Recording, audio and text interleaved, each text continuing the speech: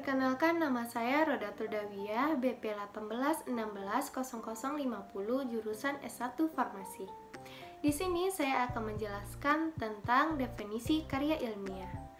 Karya ilmiah adalah karangan yang memaparkan pendapat, hasil pengamatan, tinjauan, dan penelitian berdasarkan bidang tertentu yang disusun menurut metode sistematika penulisan, bersatun bahasa, dan isi yang kebenarannya dapat dipertanggungjawabkan.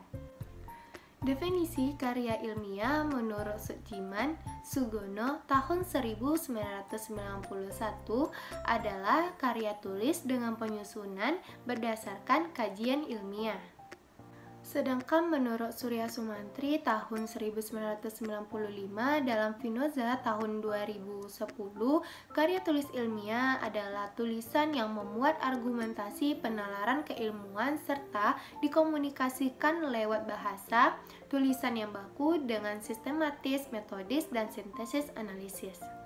Nama saya Aisyah Fitri, BP 1816069, jurusan S1 Farmasi Universitas Dharma Andalas.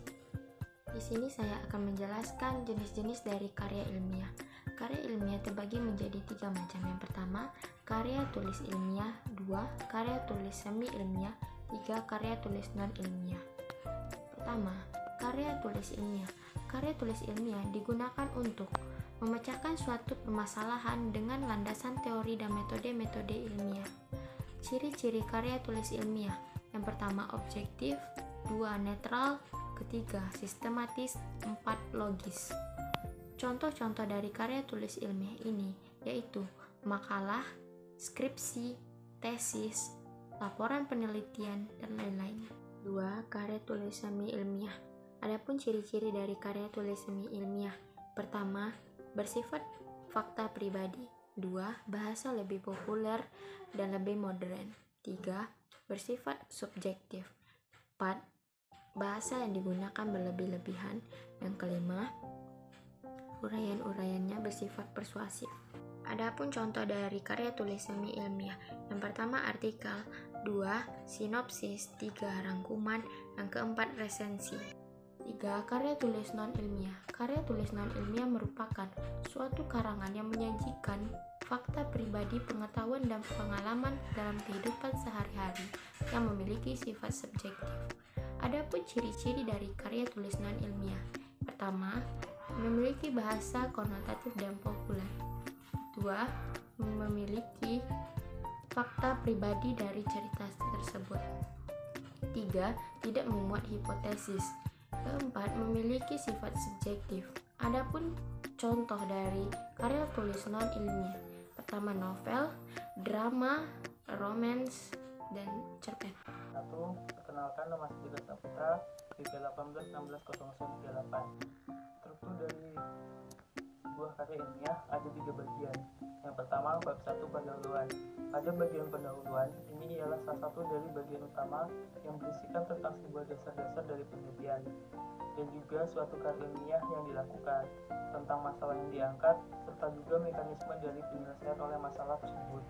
Yang kedua, bab 2, isi dan pembahasan. Pada umumnya terdiri atas 1 bahkan lebih bab, tergantung dari seberapa rinci pembahasan oleh bahan penelitian dari suatu karya ilmiah. Yang ketiga, bab 3, kesimpulan. Kesimpulan yang mana umumnya berisikan mengenai sebuah kesimpulan yang diperoleh hasil analisis pada bagian isi beserta juga pada pembahasan. Saya Dinda Permata Surya dari BP 18160055 ingin menjelaskan tentang perbedaan dan persamaan karya ilmiah. Perbedaan dan persamaan karya ilmiah dapat kita lihat dari beberapa aspek. Yang pertama, aspek sistematika. Yang kedua, aspek diksi. Yang ketiga, aspek ejaan. Yang keempat, aspek kata hubung. Dan yang kelima, aspek sifat. Yang pertama, aspek sistematika. Pada karya ilmiah, memuat kata pengantar, daftar isi, abstrak, pendahuluan, tujuan, metode penelitian, hasil, pembahasan, dan kesimpulan, serta teratur. Pada semi ilmiah, tidak terikat pada sebuah sistematika tulisan. Pada non-ilmiah, tidak terikat pada sebuah sistematika tulisan. Yang kedua dari aspek diksi. Pada karya ilmiah, membentuk suatu gagasan yang tepat dan cenderung resmi, tidak bertele-tele dan mudah dimengerti. Pada semi ilmiah, gaya bahasa cenderung formal atau resmi, namun terkadang diikuti oleh kata-kata populer.